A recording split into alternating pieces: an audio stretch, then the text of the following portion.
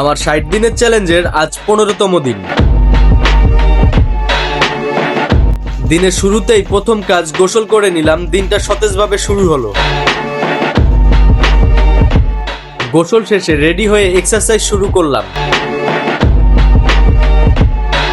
কারণ রোজা রেখে এক্সারসাইজ করা অনেকটাই কঠিন কাজ, তাই সহজ একটা সিদ্ধান্ত রাতে এক্সারসাইজ করা।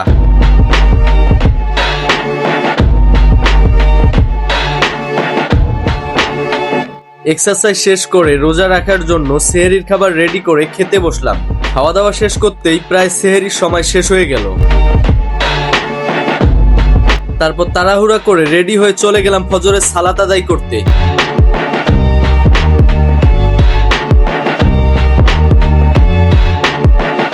সকাল ৮টা, গরুর খাবার রেডি করতে করতেই ৯টা বেজে গেল। তারপর তাদের খেতে দিলাম।